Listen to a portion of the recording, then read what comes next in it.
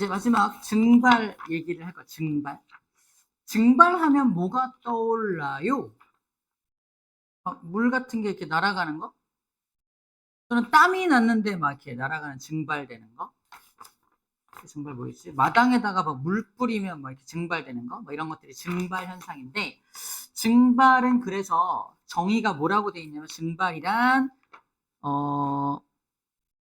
물질을 이루는 입자가 스스로 운동하여 액체 표면에서 기체로 변하는 현상.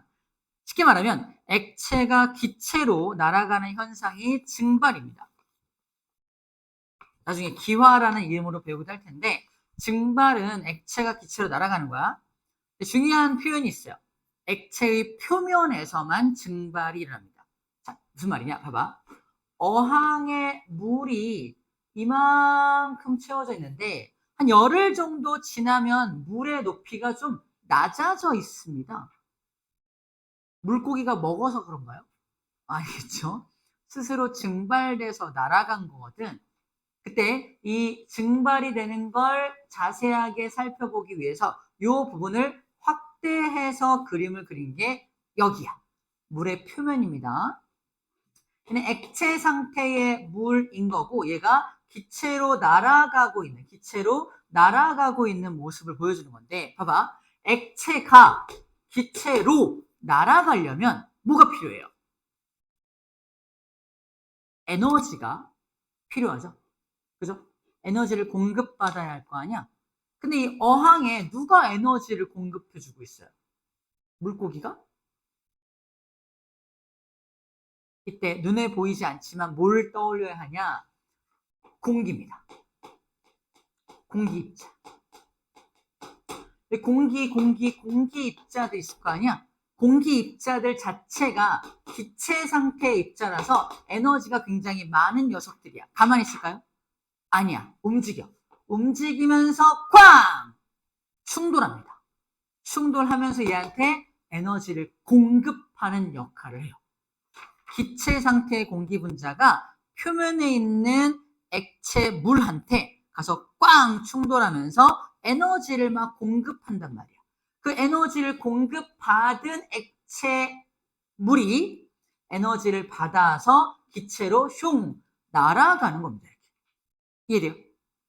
그래서 증발이 일어나는 건 누구만 증발이 일어날 수 있다? 저 공기랑 부딪힐 수 있는 맨 윗줄 녀석들만 증발이 일어날 수 있다는 거예요. 이해돼요? 증발이 요 녀석이 증발되는 일은 불가능하다는 얘기입니다. 이해돼요? 저 밑에 있는 물 분자가 증발될 수 없다는 얘기를 하고 있는 거야. 그래서 증발의 정의가 액체의 표면에서 액체가 기체로 날아가는 현상, 이걸 증발이라고 하고 있습니다. 그래서 증발은 표면에서만 일어나는구나 라는 거예요. 밑줄을 좀 그어볼게요. 증발의 정의입니다. 증발이란 액체의 표면에서 기체로 변하는 현상이에요. 액체의 표면에서 기체로 변해가는 현상을 증발이라고 정의합니다.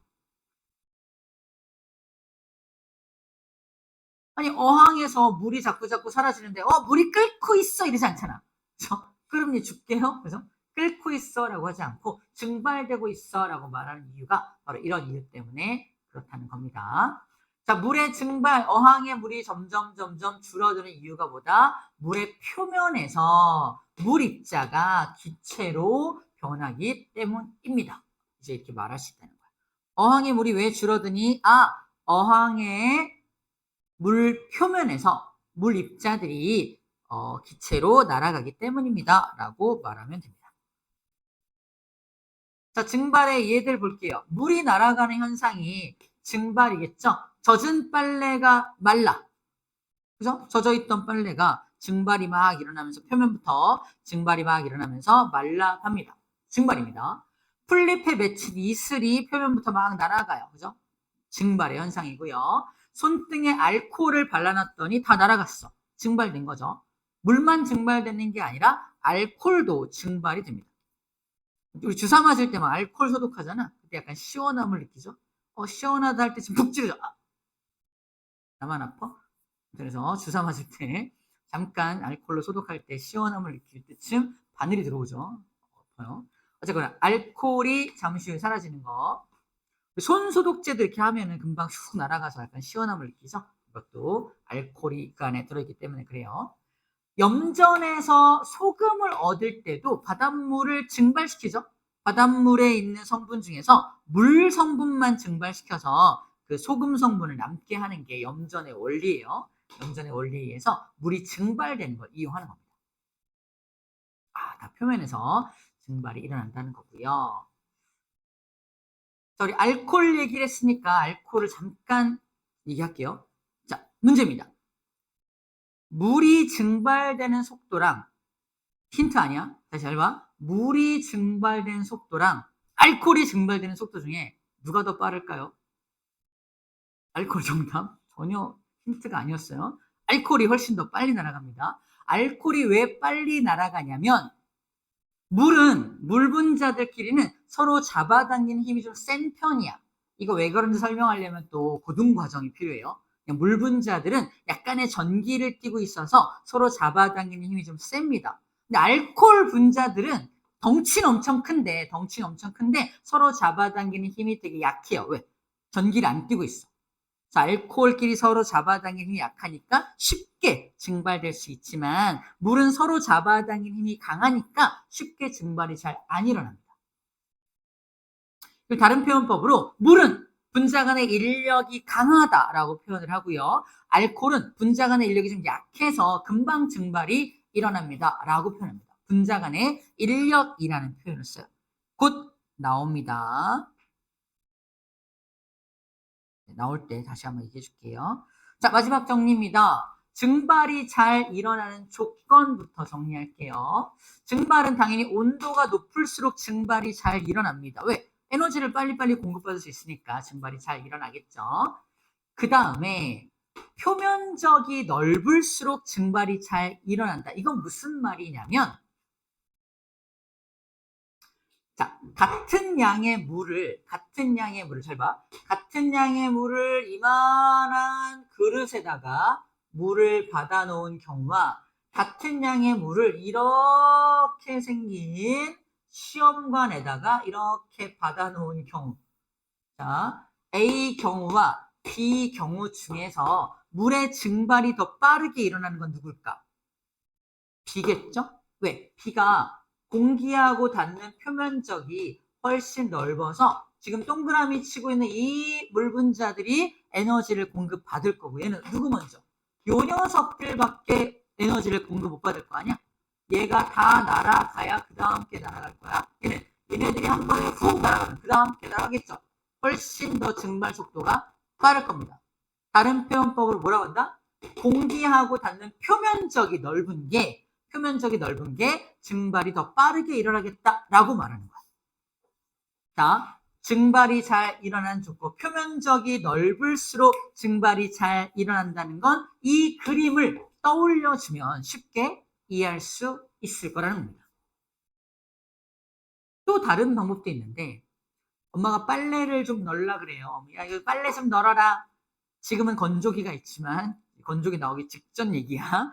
자, 빨래 널어라 그러면 되게 귀찮잖아. 쌤에서 빨래 이렇게 집어가지고 빨래줄에 툭 이렇게 널어요.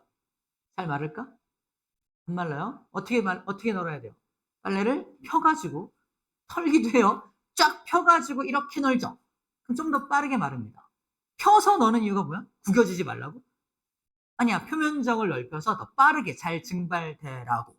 빠르게 증발돼야 냄새가 안 나요. 이렇게 툭 걸친 건. 천천히 마르니까 나중에 냄새 나요. 다시 빨아야 돼. 엄마한테 굉장히 혼나겠죠. 약간 이상한 말을 쓰더라도 이해해 주기 바래요. 엄마한테 혼납니다. 그죠?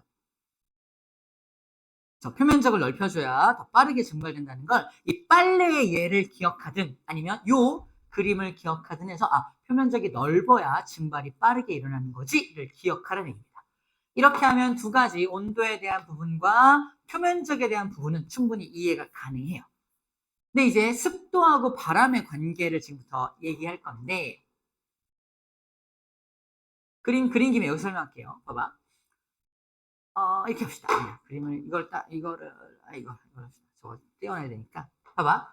여기 여러 개의 물분자들이 있고요. 얘가 증발이 일어나서 위로 올라갔어. 증발이 일어나서 위로 올라갔어. 올라갔어. 증발이 일어나서 올라간 녀석들은 여기에 머물러 있게 됩니다. 올라가서 이렇게 머물러 있는 거야. 봐봐. 우리가 빨래를 넣을 때 맑은 날 빨래가 잘 말라요? 비 오는 날 빨래가 잘 말라요? 맑은 날 잘 마르잖아. 비 오는 날은 공기 중에 이미 수증기가 굉장히 많아서 이 모습과 같은 거야. 이미 공기 중에 수증기가 굉장히 많아서 그 다음 물 분자가 증발하려고 할 때 위에 꽉 채워져 있으니까 올라갈 공간이 없는 거야. 자, 내가 물 분자야. 증발해야 돼. 근데 꽉 차 있어. 못 올라가. 증발이 잘 안 일어나는 거야. 무슨 날? 비 오는 날. 하지만 맑은 날은요. 위에 물 분자가 없어. 맑아. 그냥 증발이 일어날 수 있는 거지. 이런 측면이야. 그런데 그래서 습도가 낮은 날 증발이 더 잘 일어납니다. 습도라는 게 이게 습도야. 습한 정도가 낮은 날 훨씬 증발이 잘 일어나. 날씨로 따지면 맑은 날을 말을 합니다. 바람하고 무슨 관계냐? 봐봐. 우리 상식적으로 알고 있어. 빨래를 널었을 때 바람이 잘 불 때 더 잘 말라, 바람이 안 불 때 더 잘 말라. 잘 불 때 더 잘 마르잖아. 바람이 잘 불 때 잘 마르는 이유가 뭐냐? 잘 봐. 이렇게 증발이 일어나서 여기가 습도가 꽉 찼어. 그 다음 증발이 일어날 수 있어? 없어? 없지. 그때 뭐가 불어주는 거야? 바람이 불어주는 거야. 바람이 불어주면 후 날아갑니다. 다시 습도가 낮아지는 효과를 보여요. 바람이 불면 지금 빨래에서 증발된 것들 때문에 빨래 주변의 습도가 높아. 바람이 확 불면서 다 날려보내니까 다시 습도가 낮아지는 효과가 나타나서 또 증발이 쉽게 일어날 수 있게 도와주는 거야. 바람과 습도는 뗄래야 뗄 수 없는 관계라는 겁니다. 바람이 불어주면 다시 습도가 낮아지는 거야. 이해돼요? 그래서 바람이 잘 불수록 빨래가 잘 마르는 겁니다.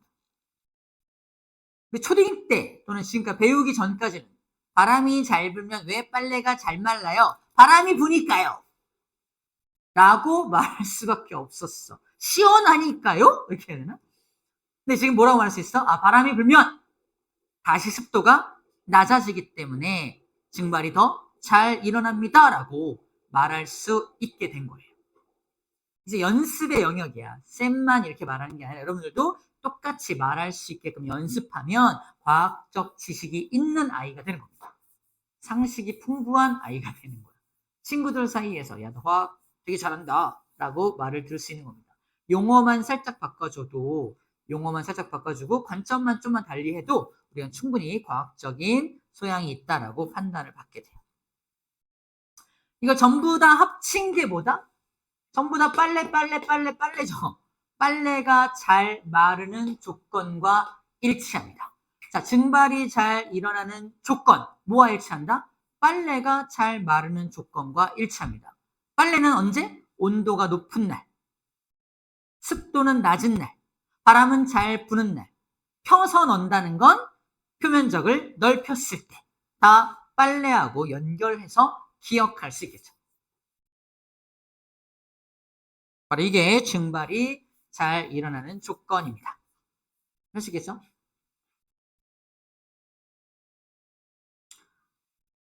자, 그리고 7번을 좀 미리 아까 설명을 했어요, 쌤이. 7번. 에탄올이라는 알코올과 물 중에서 누가 더 증발이 잘 일어나냐? 에탄올이 증발이 더 잘 일어납니다. 그 이유는 뭐다? 체크. 입자들 사이에 서로 잡아당기는 힘이 작기 때문입니다. 입자들 사이에 서로 잡아당기는 힘이 작기 때문이에요. 다른 말로 뭐라고 써 있어요? 인력이라고 써 있죠. 인력. 저 인자가 끌 인자입니다. 한자로. 끌 인자. 끌어당기는 힘을 인력이라고 해요. 서로 밀어내는 힘은 배척하다 할 때 척자 써서 척력이라고 불러줍니다. 인력의 반대말은 척력이에요.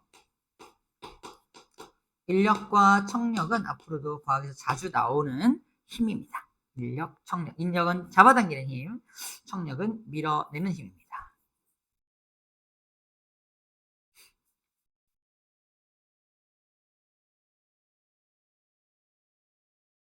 자, 이제 마지막 증발과 끓음을 비교하는 내용이 나오네요. 자, 이게 증발이었죠? 증발은 여기 표면에 있는 물 분자가 에너지를 누구한테 에너지를 공급받아요? 공기 입자한테 에너지를 공급받아서 날아가는 거죠. 자, 증발과 끓음을 공부할 때 딱 하나만 알면 돼. 에너지를 누구한테 공급받지? 이것만 떠올리면 됩니다. 증발은 누구한테 에너지 받아? 공기한테 에너지 받으니까 당연히 어디서만? 물의 표면에서만 증발이 일어날 수밖에 없어요. 근데 끓음은 어때? 끓음은 끓이는 거 어떻게 끓여요? 여기다가 한번 해볼게요. 이게 하나의 어떤 그릇이라고 하고요. 이 그릇에다가 이렇게 그릇에다가 이게 그릇이야. 반원형의 그릇에다가 밑에서 가열합니다. 열을 가해요. 구구구구구구 열을 가합니다. 그러면 어디가 뜨거워져요? 그릇이 먼저 뜨거워져. 그릇에 에너지가 잔뜩 모이게 되고 이 그릇에 접해 있는 모든 부분에서 에너지를 공급하게 됩니다. 당연히 공기도 에너지를 공급하고요. 그릇도 에너지 공급해. 모든 부분, 물 입자, 이 물의 입장에서는 모든 부분에서 에너지가 막 공급되는 거야. 이해돼요? 그래서 물의 표면에서만 끓음이 일어나지는 않죠. 물이 끓을 때 본 적 있잖아. 밑에서부터 부글부글 끓어 올라오잖아. 왜 그러냐면 에너지를 공급받은 녀석 중에 잘 봐. 밑에 있는 물 분자가 에너지를 공급받아서 기체로 변해버려. 액체가 기체로 확 변하면 어떻게 돼요? 위로 부글부글 올라올 거 아니에요. 그래서 저 밑에 있는 물 분자가 먼저 기체로 확 변해서 위로 올라오는 걸 우리는 뭐라고 느낀다? 부글부글 끓는다라고 느끼는 거예요. 그러면 끓음이 나타나는 장소는 어디야? 전체죠. 물 전체에서 끓음이 나타나게 되는 겁니다. 체크할게요. 발생 장소입니다. 증발은 액체의 표면에서만 일어나지만 끓음은 액체 전체에서 일어나는 겁니다. 에너지를 액체 전체에서 공급받기 때문이라고요. 이해되죠?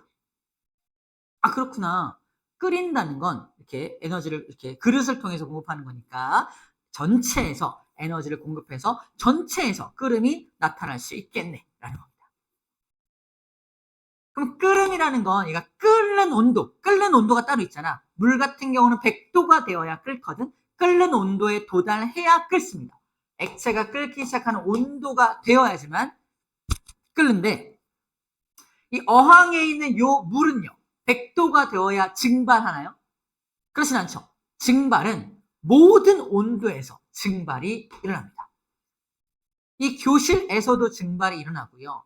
바깥에서도 증발이 일어나고 심지어 냉장고, 4도짜리 냉장고 안에서도 증발은 일어납니다. 냉동실은 조금 예외야. 냉동실은 얼었다가 날아가는 거니까 승화라고 부르고요. 증발이라고 부르진 않아. 어쨌거나 모든 온도에서 증발이라는 현상은 가능하다. 이 어항을 교실에 둬도 증발이 되고 밖에다 둬도 증발이 되고 냉장고 안에 둬도 증발이 살짝 일어납니다. 증발 속도는 좀 차이가 나겠지만 그래서 모든 온도에서 증발은 가능하다라고 기억해야 돼요. 이게 증발과 끓음의 차이점. 공통점은 당연히 액체가 기체로 변하는 게 공통점인데 장소의 차이 그리고 온도의 차이가 있습니다. 정리하면 증발은 표면에서만 일어나고 모든 온도에서 가능한데 끓음은 모든 액체 전체에서 끓음이 가능하고 끓는 점이라는 온도에 도달해야지만 가능하다라는 겁니다. 오케이, 여기까지가 증발과 끓음의 비교에 대한 내용입니다. 어렵진 않지만 조금 새롭지 않나요? 약간 용어적으로 조금 되게 뭐랄까 이게 과학이구나 싶지 않아? 느낌상 뭔가 좀 딱딱해 보이고 뭔가 좀 딱딱 정해주고 있고 선생님이 막 그러고 있잖아. 그죠? 이게 이런 거야! 막 이렇게 말하고 있죠. 자, 좀 익숙해질 겁니다. 밑에 개념 속, 옆장에 개념 속속 문제를 좀 풀어볼게요. 선생님 아까 답지 준 거 있죠? 뒤에 답지 있죠? 그죠? 참고해서 풀고 답도 한번 맞춰볼게요. 풀어봅시다. 잘 안 풀리는 건 선생님과 같이 풀어볼 겁니다. 질문을 할 거예요.